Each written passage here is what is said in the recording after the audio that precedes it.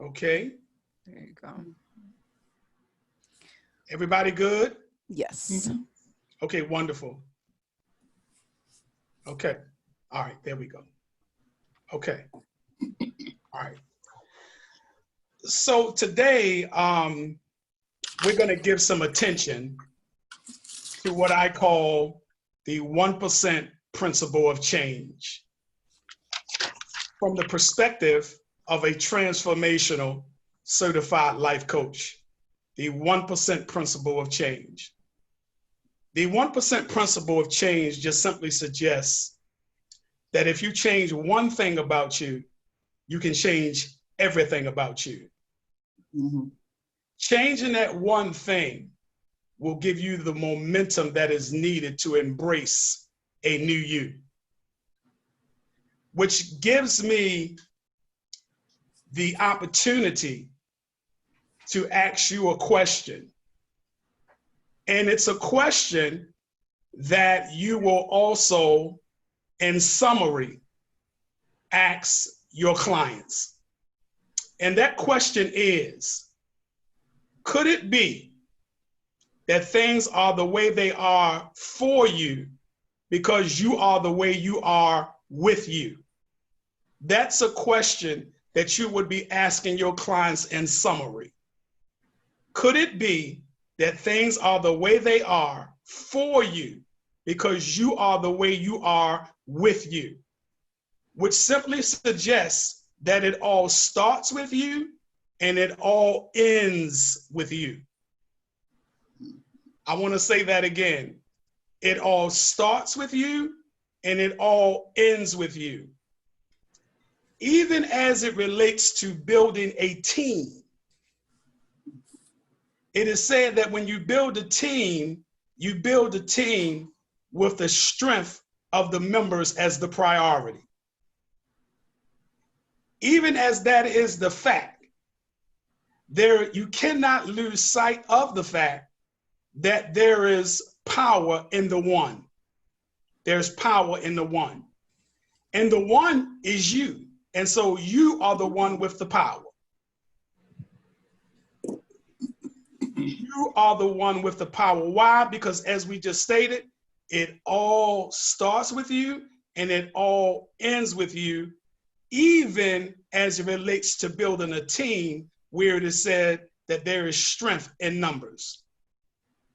But the power is in the one, and the one is you in that regard.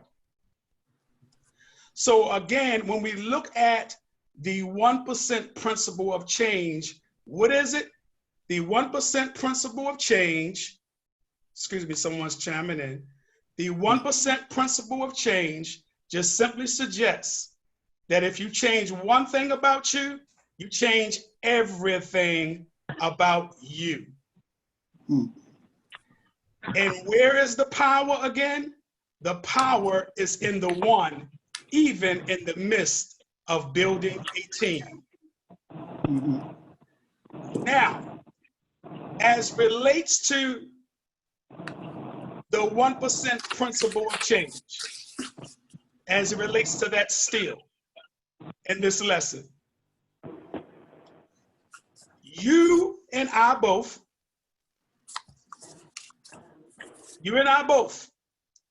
have to come to the understanding of what our title is. So you did say. You have to come to the understanding of what your title is, just as I have to come to the understanding of what my title is. I am a transformational life coach. You are a transformational life coach. And I have what I call the all-in-one or the 3-in-1. And the second title that you have is you are an agent of change. You are also known as a facilitator of change. So you are a transformational life coach. You're also an agent of change, and you're also a facilitator of change. That is your title. No matter what, that is your title. So now when we look at that word transformation, I want to start with you, Toy. What does that word mean to you when we look at the word transformation? You want to give that some thought? Yes. I like to give that some thought.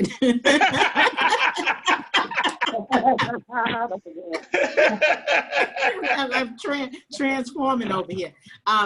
Yeah, and when I hear the title or the word initially, there's something about, first of all, you break the word down, trans, going, something is moving.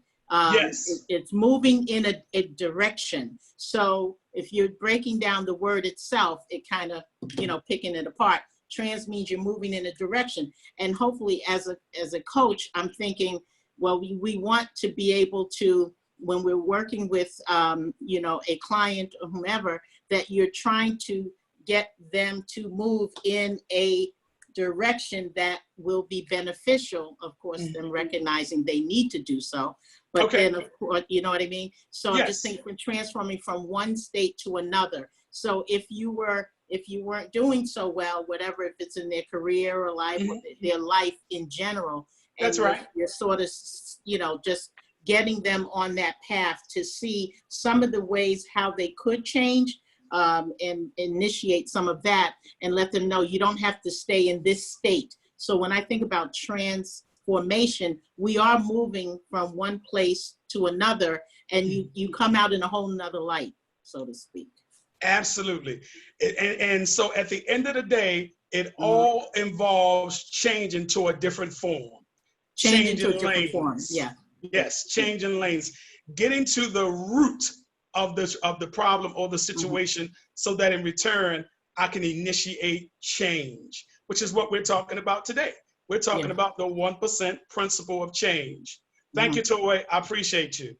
You're welcome. Kay, what about yourself? Did you want to give that some thought and share your feelings about transformation?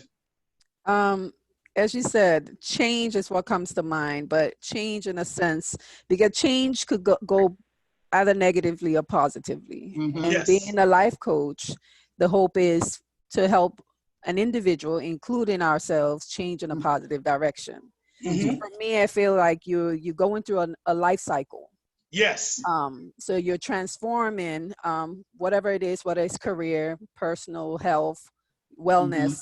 That change is a cycle of life that you're going in to make sure you come on the better side of it.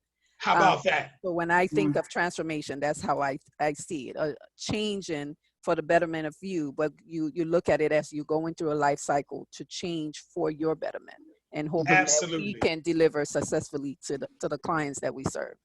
Absolutely. Wonderful. Wonderfully put.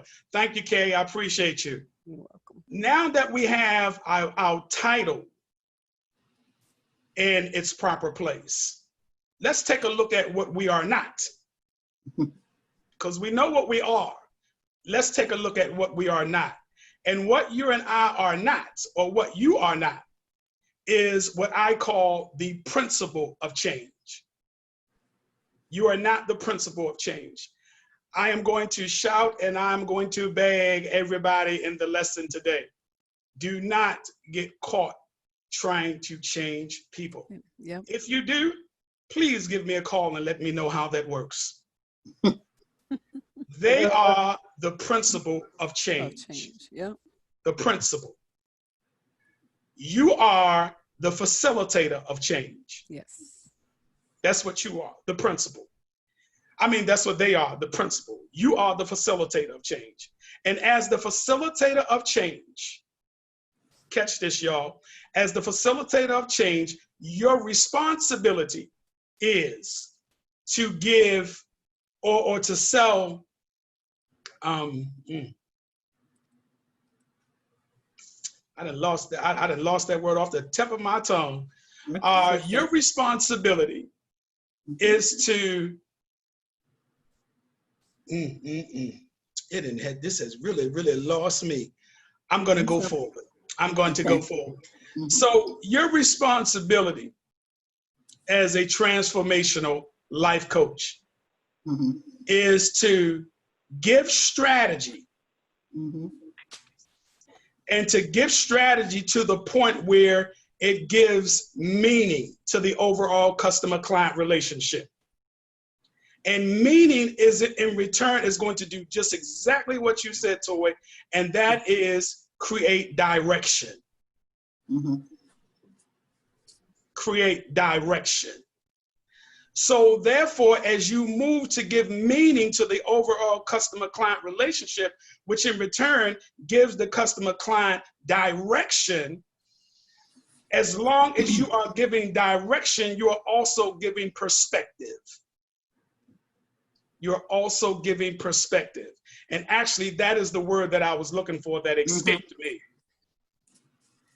When you give perspective to the overall customer-client relationship, it gives meaning, and meaning turns into direction. There are times when, in giving direction to the overall customer-client relationship, there's going to come a time where transparency is going to come into play. Transparency, leadership transparency, where the client just might be savvy enough to say, what makes you a coach, and what makes it that you feel that you are qualified to coach me? And you want to have a legitimate answer or give an example or a story of something that you went through. Because I can tell you with complete assurance that as a facilitator of change, you're either going to do two things, and this shall not be forgotten. You're either going to facilitate an experience, or you're going to have one, or both. You're either going to facilitate an experience, or you're going to have one, or both. And to have one just simply suggests that what the client is going through, you have been there. You have been there. But as a transformational life coach, you're either going to facilitate an experience, or you are going to have one. And it's really in that pecking order, or both. So I would encourage you not to feel discouraged about becoming transparent with your customer-client relationships, because in the long run, this is how you are going to build rapport. This is how you're going to build rapport. Can I piggyback off what you said? Sure. Regarding having that story. So my background is in education. I'm a retired principal. Okay.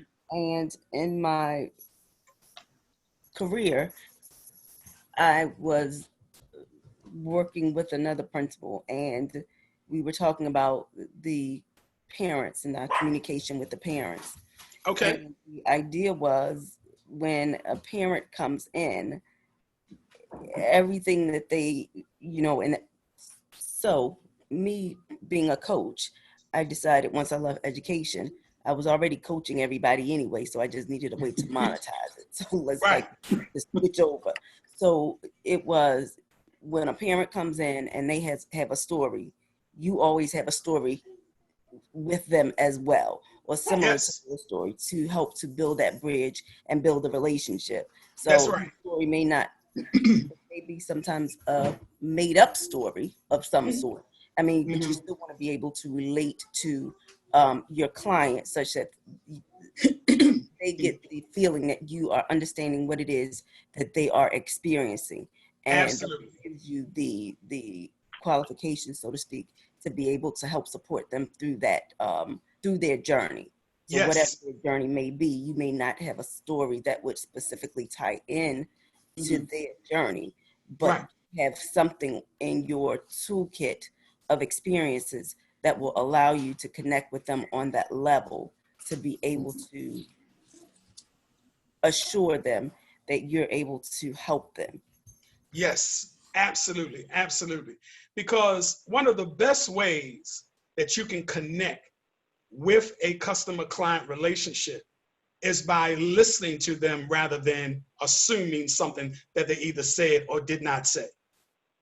Because if it's one thing that you and I can agree on, in particular, being that we are of an adult age, it is that quality conversations lead to quality relationships. Yep.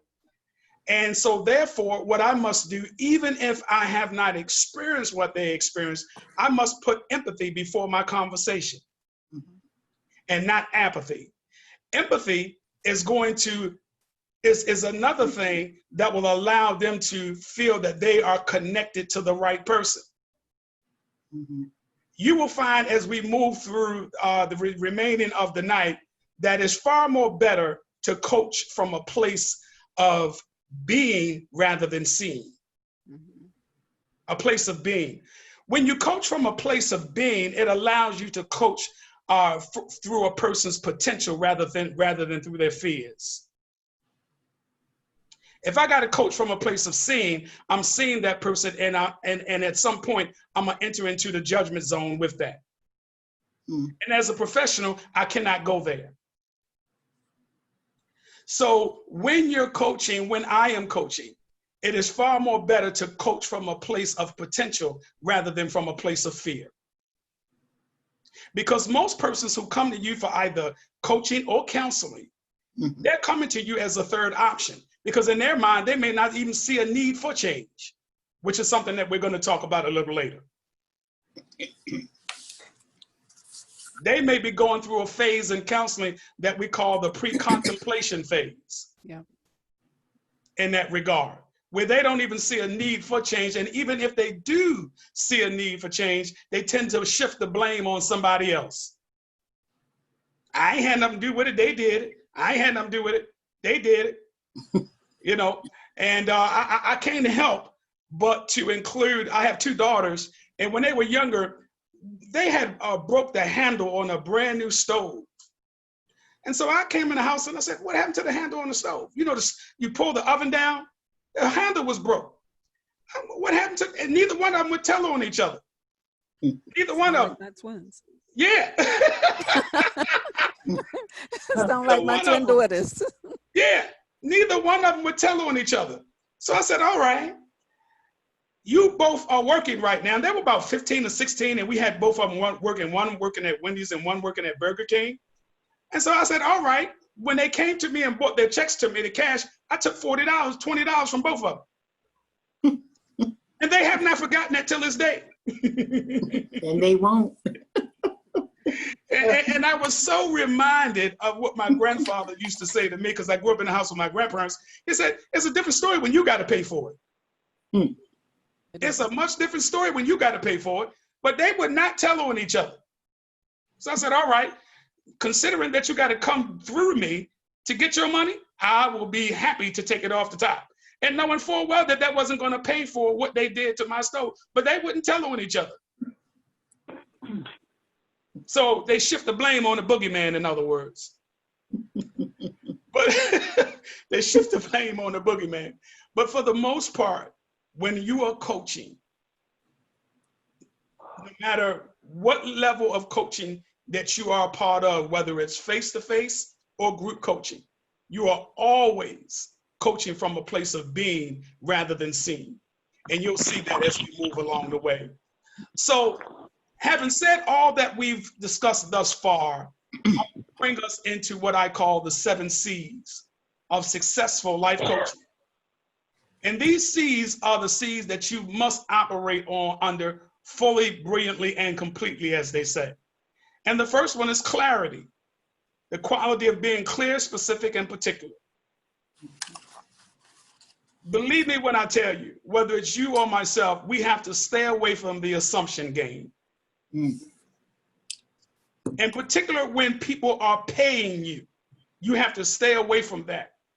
Because if it's me and I got to pay you and all you're doing is assuming that I'm feeling some kind of way about a particular subject matter, the question comes to be at some point, what am I paying you for? It comes to be that. And so, yes, in order to produce quality results, we have to be of the mindset that quality conversations or quality communications, quality conversations lead to quality relationships. We have to be very mindful of that. And the best way to seek clarity is just by simply having an open ear. Having an open ear. So clarity is the first C that we must embrace. The next one is commitment, the state or quality of being dedicated to the cause and activity. The cause and activity. So we have to align ourselves with what it is that the client is being challenged with. And we have to align ourselves with it as though we're the ones that's being challenged with it. And that's what it means to coach from a place of being rather than seeing. That's what it means to put empathy before the conversation in that regard. So we have to be committed to the results. And the reason why you and I have to be committed to the results is because guess what? We want them to refer us to somebody else and to somebody else and to somebody else. And if we're not producing results, I can almost guarantee you they might pay you, but they won't pay you for long. Because at the end of the day, as coaches, as entrepreneurs, you and I both do the same things. We get paid to solve problems. Oh, without a shadow of a doubt. You and I get paid to solve problems. Number 3 is consistency. Conformity in the application of something, typically that which is necessary for the sake of logic, accuracy, and fairness. One of the questions that I have, that I've asked all the time, is that this question here: is it fair for me to say that this is what you're saying? Is it fair for me to say that this is what you're saying? Because see, in framing a question that way, I stay out of the no judgment zone and I stay away from the assumption game. And to me, if you got to assume anything about anybody, that's just like playing a poor man's game. And I will never consider myself to be poor. So I don't play that game to assume, in particular when someone's paying you to do a job. And the next one is connections, the active state of connecting. You want to know that you can connect to people to the customer client relation. You want to know that you can connect, and you can connect because one, you have the experience, you have the know-how, and you have the ability and the confidence in you to know that you can relate on any level. On any level, you can relate. And you have to know this and be fully aware of it, that you can relate. And number 5 is conviction, a formal declaration. If you look at the lifestyle of, let's just say, the boxer Muhammad Ali, if there's one conviction that he had, it was that he was not going to fight another man's war. Yeah, that was a conviction of his, where he said, no, I'm not going over there to fight no white man's war. No, I'm not neither. And didn't mind going to jail. Same with Nelson Mandela. If you study him, it's the same thing. He was offered multiple opportunities to leave prison. Multiple, from what I read. And because of his convictions, he said no. He said no. And he meant it, because obviously he was still there. But it was all about his convictions. Contribution. Number 6, a gift for payment to a common fund or collection. As transformational life coaches, we have to make a contribution. And that contribution, when it comes to us, is very well related to the time that we give to the overall customer-client relationship. Mm-hmm. It's related to the time, the stewardship of time.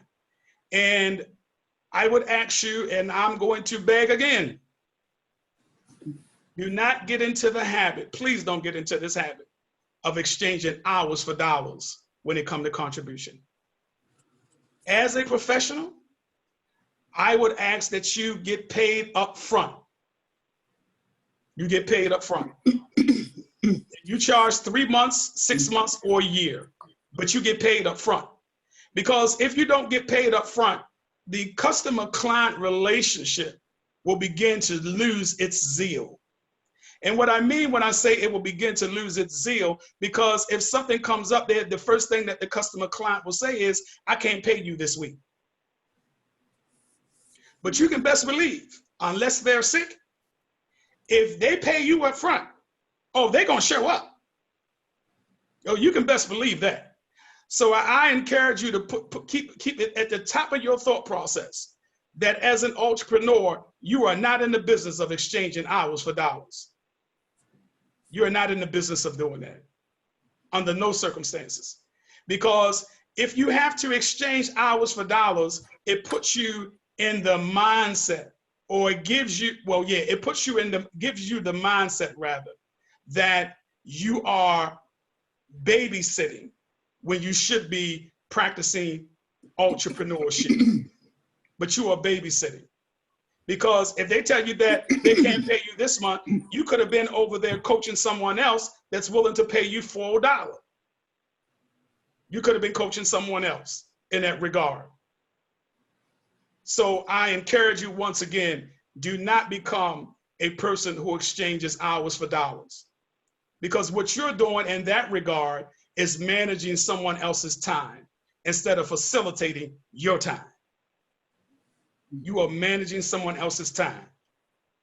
And believe me, it's going to be long, it's going to be short-lived, because you in return will become frustrated.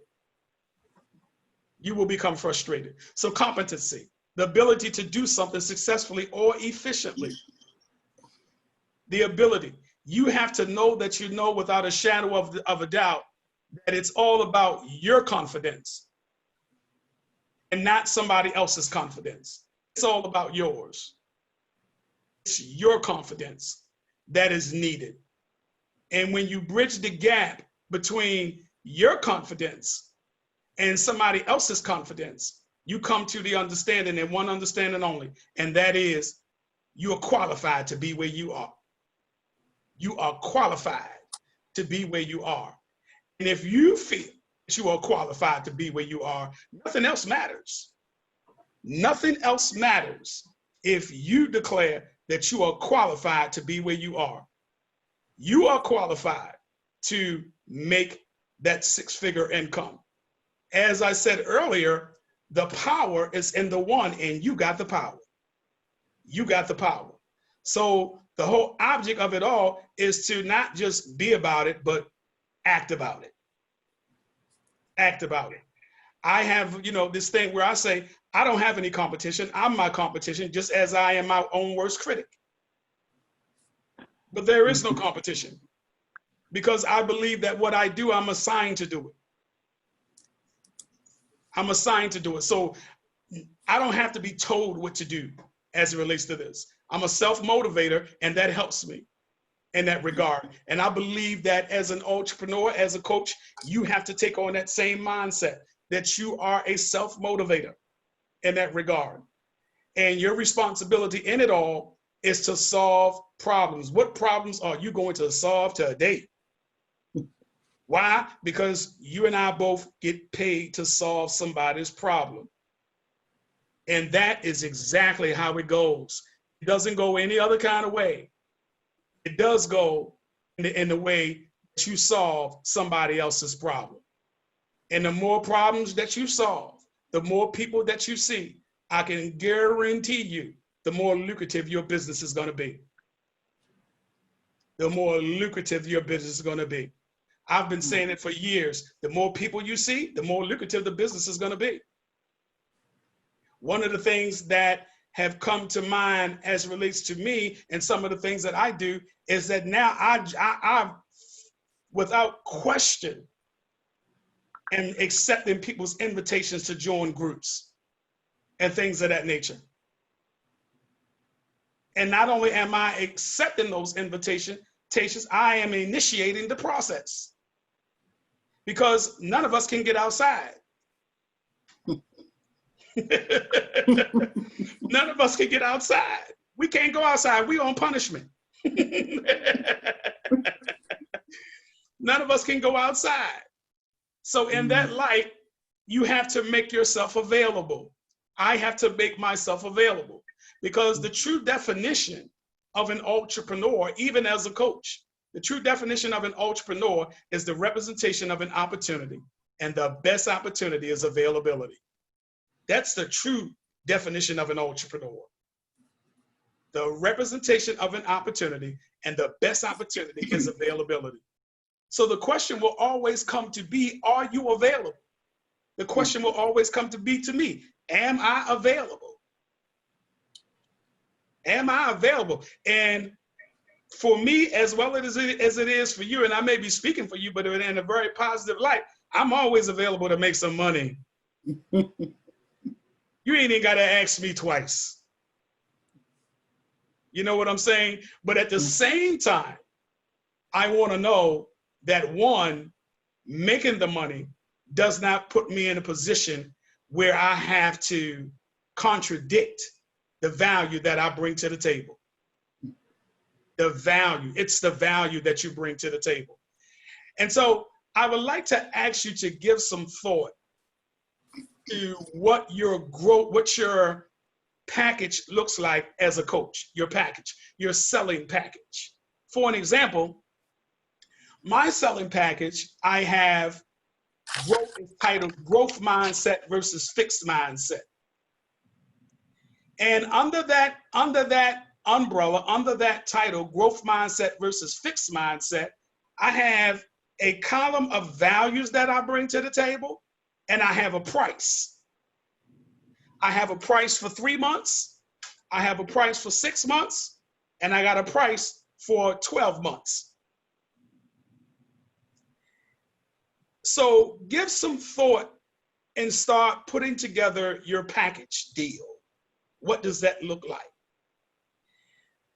I'll give you an example. McDonald's, let's just take that for an example. They have a dollar menu. Now, when the marketing person put that plan together in writing, of course, because you and I both know that a plan is not a plan if it is not written. When they put that plan together, let me tell you, they didn't discuss how much bread they would be giving away for $1.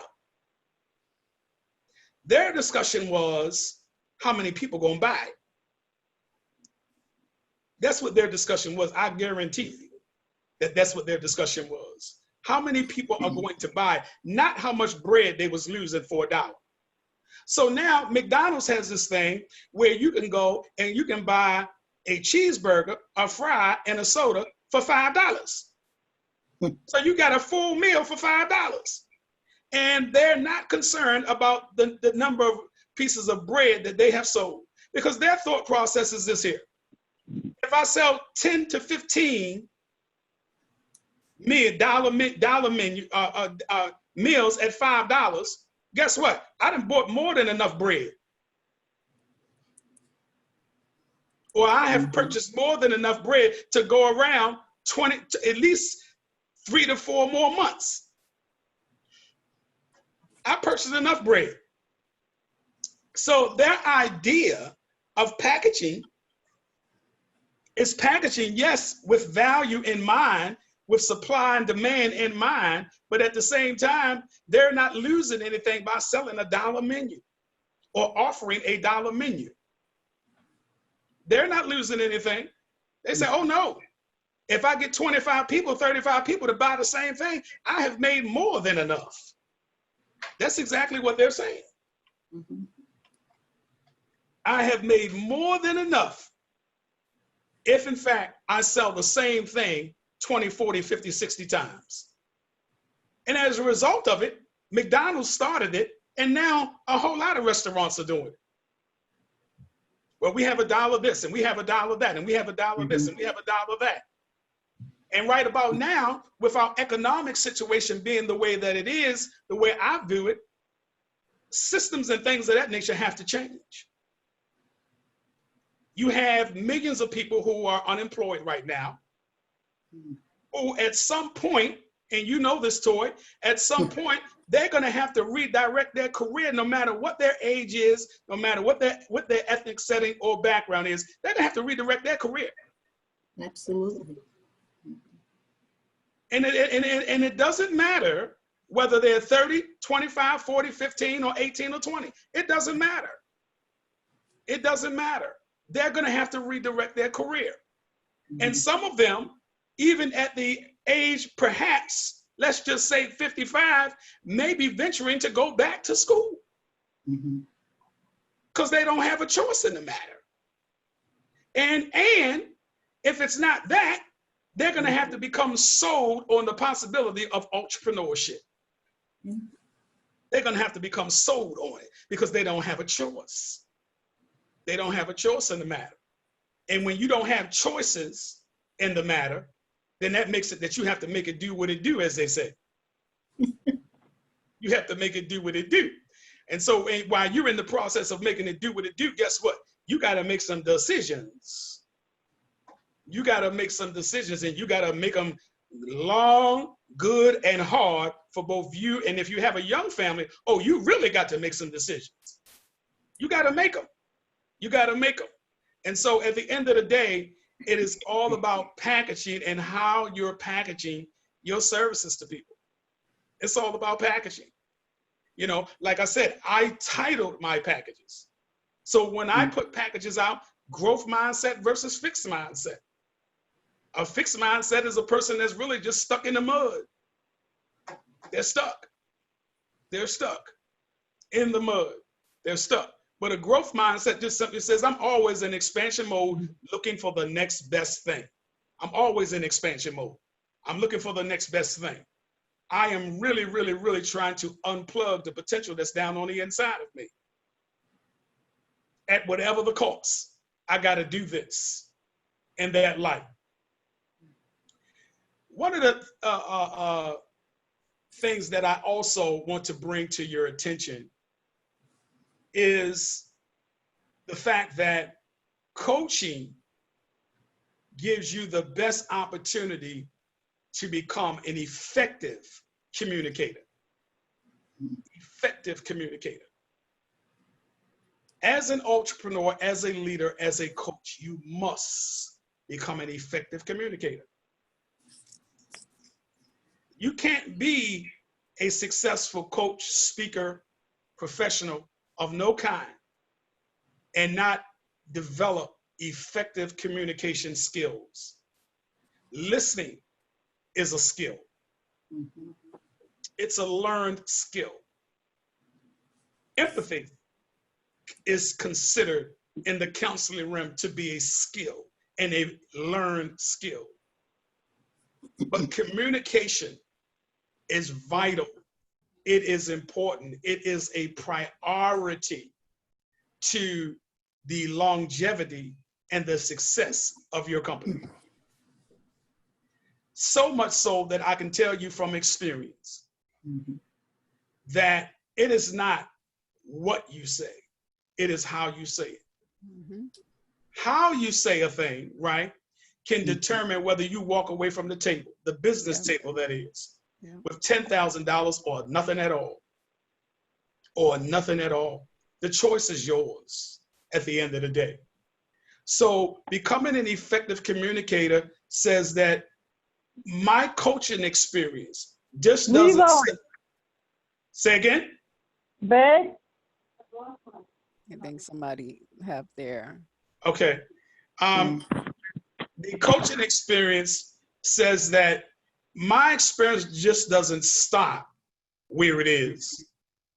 There has to be some extra activity going on around me, even if it means going to YouTube and looking at certain coaching styles, certain counseling styles, certain speaker styles.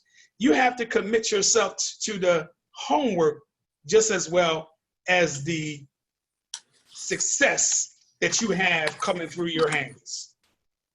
Because as an entrepreneur, as a leader, whether it's you, whether it's myself, you have to take on the mindset that you are a lifetime learner. You are a lifetime learner. And the thing that validates that is that you get paid to solve problems. Just as I get paid to solve problems. So I have to put myself in a position where I'm constantly learning. I'm constantly developing. My spiritual mother, and I made note to this once before, and I have no problem doing it again. She's to date 80 years of age. Do you not know that at 75, she graduated from the University of Baltimore with a degree, her master's degree, not a degree, her master's, at 75. So when I hear people say that I can't do this and I can't do this and I can't do that and I can't do this, I say, listen, no, that doesn't work like that. Because if she can do it, anybody can do it. That's the way I look at that. And I do understand that people are different. I do get that. But just because we're different, that doesn't make it that we should not reach our maximum potential. That's what I'm saying. Yes. Just because we're different. No. Because she has allowed me to see that, just as the saying says, you're never too old to learn. She has allowed me to see that. And if you saw her today, you would not even think that she was 80 years of age. You would not even think it. So what I'm saying in a nutshell is give yourselves an opportunity to learn more, to discover more about you, because in your learning and discovering about you, guess what? You're able to give much more to the clients who come your way. And I can tell you with experience, the clients that come your way, embrace them as though they are assigned to you. Because there are some clients that you don't want, just like me. There are some clients I don't want. Anybody that has come my way, I can tell you, anybody that has come my way, I receive them as though they were assigned to me. No question, no ifs, ands, or buts about it. You have to. You have to. So bridge the gap between you and them to give them an unforgettable experience. When a coachee, which of course is another name for client, when a coachee comes your way, you don't just give them a moment. You give them an unforgettable experience. You give them an experience, not just a moment. Because a moment is not going to take them straight up to the loyalty ladder. It's not. But if you give them an experience, if you bring meaning, or put it this way, if you bring perspective, and perspective turns into meaning, and you give them direction that they didn't have at first, oh, you become a champion in that way. You become a champion in that way. So I encourage you to be the champion of the entire coaching practice, of your entire coaching business. And do not put yourself in a position again where you, and not again, I'm just saying as it relates to me speaking, do not put yourself in a position where you are exchanging hours for dollars. Because in that light, you are defeating the definition of an entrepreneur. So don't put yourself in that position if you can help it. No, it ain't even a help thing. It's don't do it. Because when you do, I guarantee you, it's going to become a headache. It's going to become a headache. So let's just pay it up front. If it's 3 months, let's just pay 3 months. If it's 6 months, let's just pay 6 months. If it's a year, let's just pay a year and get it done. And get it done. And get it done. Because see, here's the thing. You should not, under no circumstances, and this is whether it's me or you should not want something more for people than they want for themselves. You should not. Because when I've seen where people have come to me and they didn't want me to help want me to necessarily give them direction. You know what they wanted? They wanted somebody to listen to them. That's what they wanted. They didn't necessarily want me to help facilitate the change. They wanted somebody to listen to them. And primarily because they didn't have nobody else to listen to them. So they wanted me to listen to them. So they paid me to listen to them, to listen to them. So there are people who will come to you for different reasons. And this is why when you coach people, you cannot coach them the same way you coached yesterday's client. You can't. You cannot do that because you're talking about different people. You're talking about a different belief system, a different value system. You're talking, these are all things that you have to be very mindful of as you move through your coaching career. People going to come to you with different belief systems. People going to come to you with different value systems. And you have to be conscious enough to know that as the facilitator of change, it is your job, your duty, just simply to just give perspective. And what does perspective do? It gives meaning. And what does meaning do? It gives them direction that they did not have before. That they did not have before. So at the end of the day, you have given direction, and a direction that they didn't have, which in return gives you the opportunity to do what? Ask them for at least 3 to 5 referrals. At least 3 to 5. Never, ever, ever, ever, never, ever allow a customer client to sit before you and not ask them for 3, 4, 5 referrals. Never, never.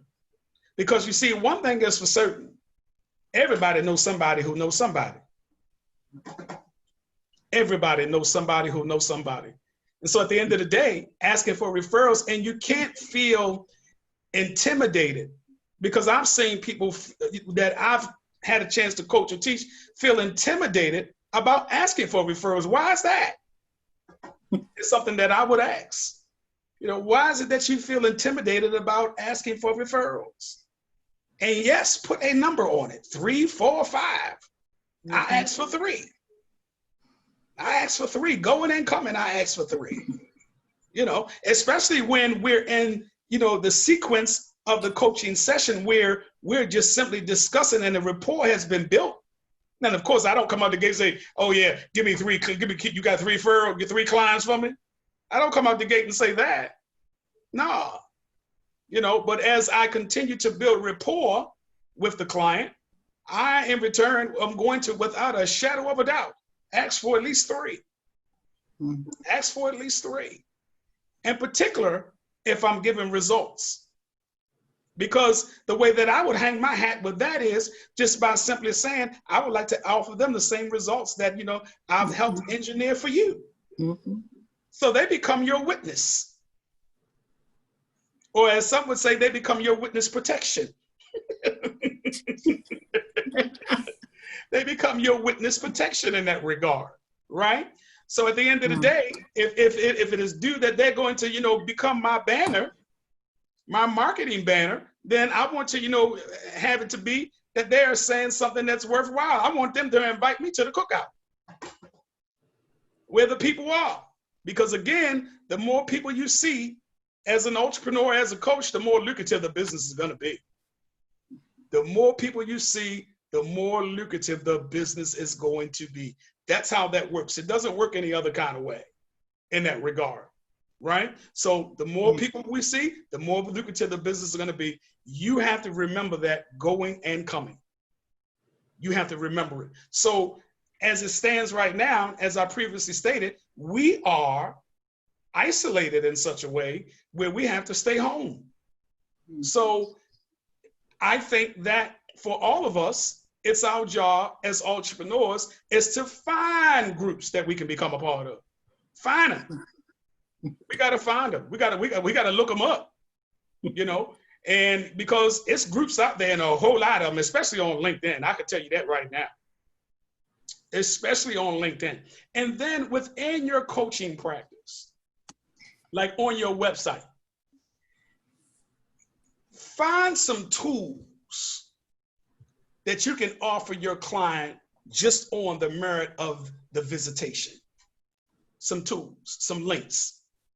Like for an example, if you go to one of my websites, Life Enhancement Coaching Institute, I have links there that talk about addiction.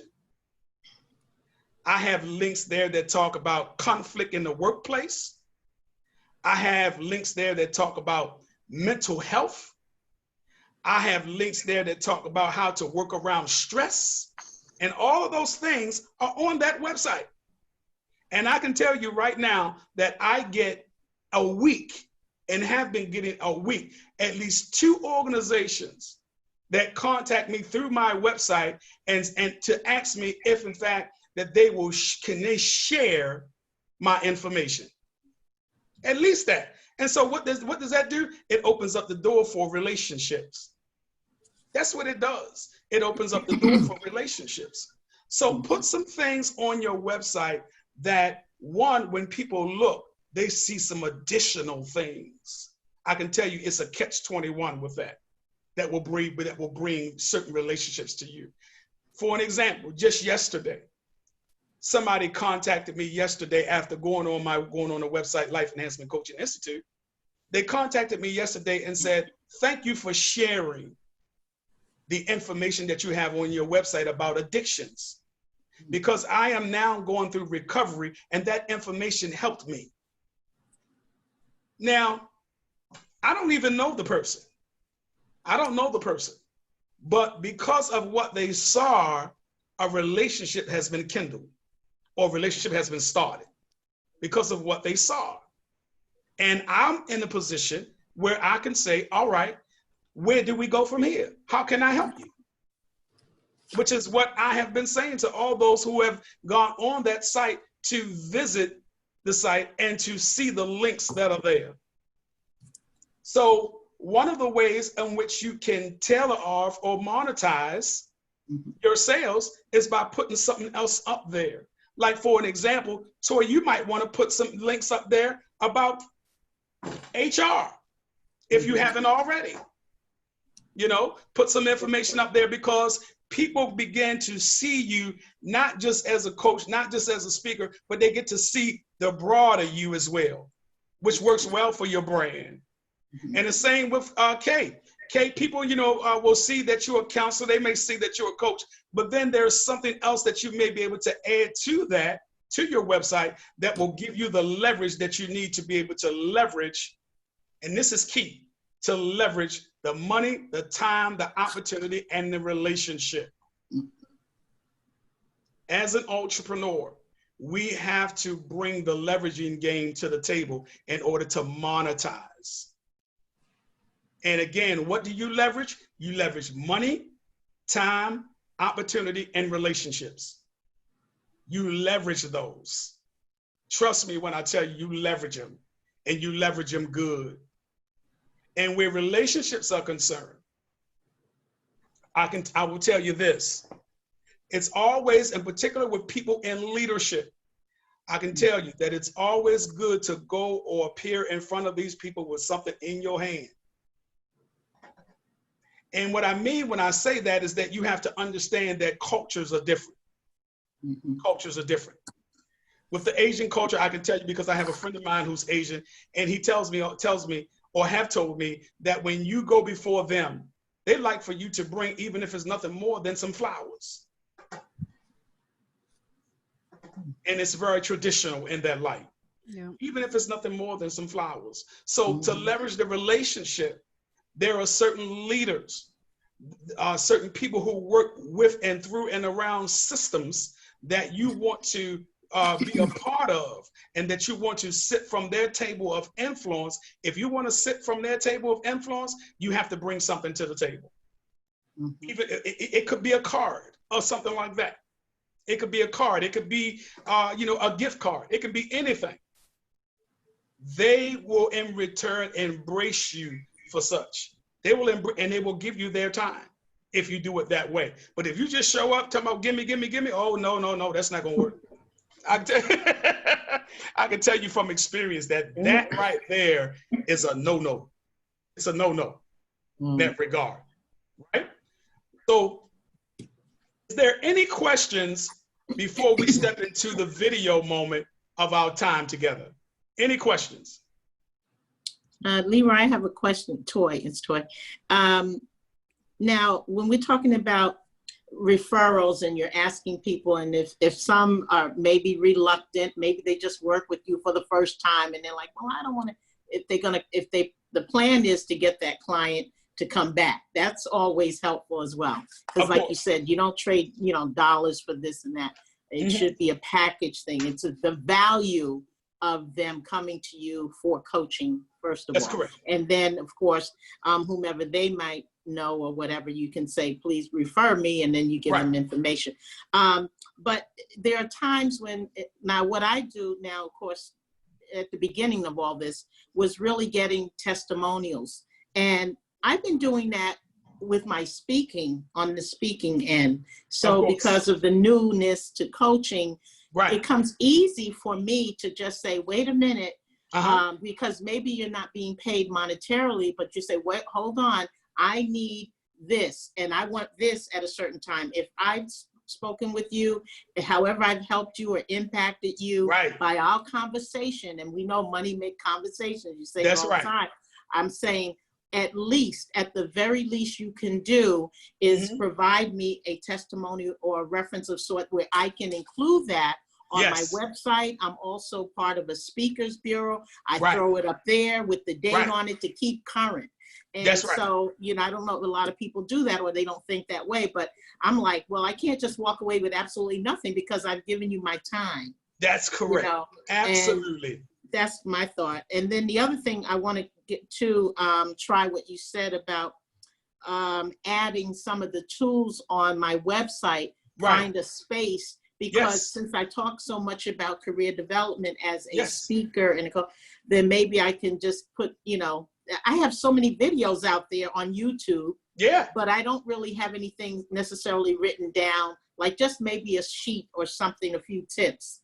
And that probably came up in a separate meeting we had a while ago. But that's something, I guess I can do it that way. Of course. Or other links that if I'm part of SHRM, Society of Human Resources or something like that. So that's right.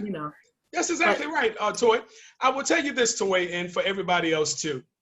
Even when you are coaching or speaking pro bono, coaching in particular, if it's group coaching, always get the event planner to give you access. And I'm saying access with a capital A. I'm begging again. Access. Give you access to the sign-in sheet. To the sign-in sheet. Because what's on that sign-in sheet? People. Information. Email. Information. The sign-in sheet. If I got to go somewhere and speak pro bono, I'll do it for the relationship, but you can best believe I'm asking for that sign-in sheet. Without a shadow of a doubt, I'm asking for it. And here's the other thing. If I'm going pro bono, and one of the things that I'm obviously going to check out is the culture. What kind of people makes up the audience? So when I find that out, I'm going to be asking that, okay, these are the kinds of people that's going to be there. The next thing is, considering that these are the type of people that's going to be there, I'm going to be asking the event planner. Okay, you're asking, or saying to the event planner, rather, I'm sorry, you're asking me to do this pro bono, which I'm going to do. But at the same time, are you charging a fee for those who are coming? Right. Because guess what? If it's 50 people and you're charging a fee, why don't we just add $15 more onto that? And then guess what? I can walk away with something. Oh, I have done that. And I encourage you to do the exact same thing, and all those on the panel tonight to do the exact same thing. But that list, that sign-in sheet, you ask for that. And again, if you're doing it pro bono, you put yourself in a position with that event planner or the coordinator, whatever it is that they want to call themselves. You put yourself in a position to ask them, after you have checked out the culture to it, you put yourself in a position to ask them, all right, what is there a fee being charged? And when they tell you yes, you say, well, hey, how many people? 50. All right. How about adding an additional $15 onto that? And even that won't be your worth. That's more of a what they call it, I know. Just show up fee. Yeah, show up fee. We can call it that. Yeah. But it's Add better that than back to walking the away with $500. nothing, right? Yeah. Or honorarium, that's what they call it. Honorarium. So, Yeah. yeah, same thing, pretty much if you break it down. But for the most part, these are things that you should ask for. I want that sign-in sheet, because there's people there. And then I'm going to ask how many people are going to be there after I check out the culture. And then once I find out how many people, the next question, is there a fee associated with this? Because I can tell you right now, with my experience, it's not that they don't have the money. Because any event planner is given a budget. So it's not that they don't have the money. No. They may not have the money to pay you, but that don't mean that they don't have the money. They don't have it. That doesn't mean that. Because I can tell you right now that I spoke at one of the colleges that I spoke to before the pandemic came to be was University of Baltimore. I did a customer service track there, 2 hours. And initially, when I went to pitch them, they told me that they didn't have the money. They told me they didn't have it. But they said that they were going to go look for it. That's exactly what they told me, Toy. And everybody else on the call here, they said that they were going to look for it. And so I said, all right. And I didn't say it to them, but in my mind, I said to myself, well, as long as you're looking for it, it's a conversation that's worth having.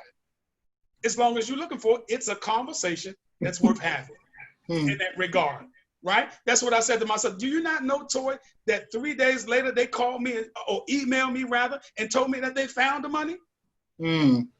Interesting. In 3 days. And this was after initially they told me that they didn't have it. It wasn't in their budget. And I went and spent all day teaching them 2 different audiences. All day. It was an all-day thing. Wow. It was an all-day thing. And this was right before the pandemic took its place in our lives. It was right before. That was the last stage that the last physical stage that I was on. That one there. But for the most part, these are things that you want to know, that you want to be able to ask for. The list and how many people are going to be in the room, and are you charging a fee for them? And if they tell you that they're charging a fee, your next question is, all right, it could be a question, but then it could also be, in a way of speaking, a demand. You understand what I'm saying? So in that, I'm saying, all right, well, why don't you just add $15 onto that per person? Something. And I will accept my honorarium in that light. Right, Kate? Yeah. Yeah. Exactly. I mean, at the end of the day, it has to make sense for everybody, even when I'm doing it pro bono. It's all about negotiation, because any job or anything, a person is going to go with the cheapest route. Even when you go looking for a job, they have a pay range as to what they're going to pay you. But of course, they're going to quote you the lowest salary. Now it's left with you to know your worth, to say, okay, let's negotiate. If you negotiate, I mean, that's anywhere, even nowadays in corporate environment, is like they don't voluntarily give you a raise. And nowadays, sometimes you have, hey, I've been doing good, my evaluation went good, so what are we doing? Even when they're saying, oh, we don't have it for the budget, but yet and still, but let me talk to HR and see what happens. Right. The opportunity is there, the conversation is there. At least hey,